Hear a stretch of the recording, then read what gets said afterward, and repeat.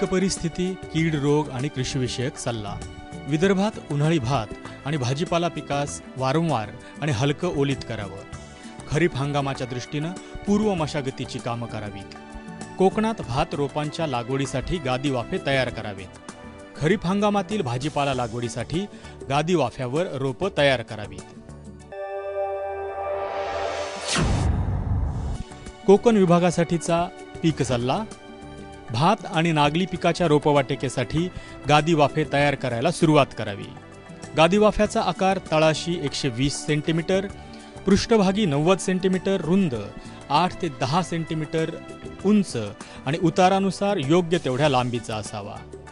1 hectare लागवडीसाठी 10 गुंठ्यांची रोपवाटिका तयार करावी।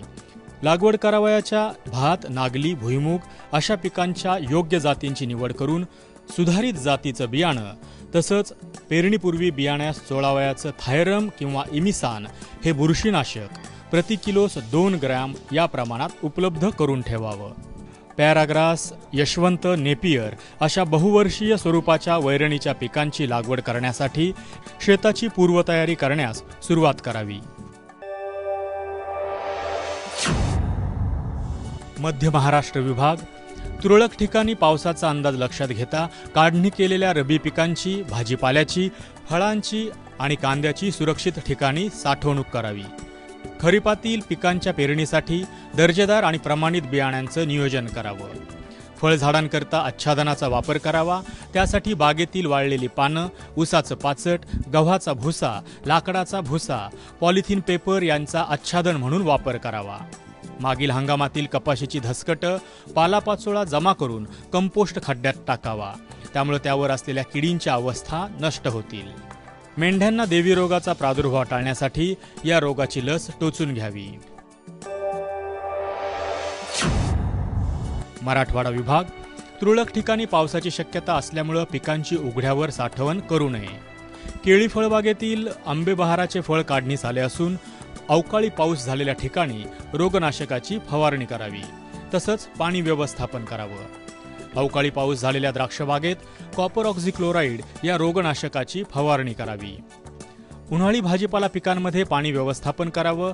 तसंच सेंद्रिय आच्छादनाचा वापर करावा, जेणेकरून जमिनीतील पाण्याचं बाष्पीभवन होणार नाही। पिकाच्या चारही बाजूस उष्ण वाऱ्यापासून पिकांच्या संरक्षणासाठी उभी नेट बांधावी। हंगामी फुलझाडांची लागवड केली असल्यास तीव्र उन्हापासून रोपांचं संरक्षण करावं। तसंच रोपांना नियमित आणि वेळेवर पाणी द्यावं। पशुधनास दुपारच्या वेळी सावलीच्या आणि निवाऱ्याच्या ठिकाणी बांधावं। पशुधनास पिण्यासाठी पुरेशा स्वच्छ पाण्याची व्यवस्था करावी। विदर्भ विभाग मध्यम आणि उशिरा कालावधीत येणाऱ्या धान पिकास पोटरी अवस्थेत पाण्याची कमतरता पडू देऊ नये। तिळाच्या कापणीस उशीर झाल्यास बोंड्या फुटून बी सांडतं आणि नुकसान होतं। त्यामुळे कापणी वेळेवर करावी। झाडाची पानं पिवळी पडून बोंड्या पिवळ्या होण्यास सुरुवात होताच पीक कापणीस तयार झालं असं समजावं। कापणीनंतर ताबडतोब पेंढ्या बांधून त्या उभ्या रचून ठेवाव्यात। 3 ते 4 दिवसांनी बोंड्या वाळल्यानंतर ताडपत्रीवर हळूच उलटे धरून काठीच्या सहाय्यानं तीळ झाडावेत।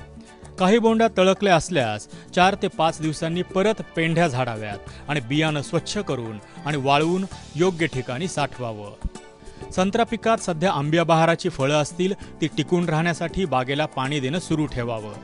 गरजेनुसार 4 ते 5 दिवसांच्या अंतरानं पाण्याच्या पाळ्या द्याव्यात। झाडाभोवती 100 मायक्रॉन जाडीच्या काळ्या पॉलिथिनचं आच्छादन पसरावं किंवा गवत, गव्होडा यांचा थर झाडाच्या सभोवताली पसरून घ्यावा।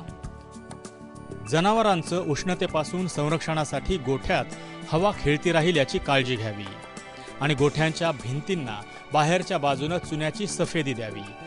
जनावरांना पुरेसं पाणी द्यावं। ब्युरो रिपोर्ट, ABP माझा।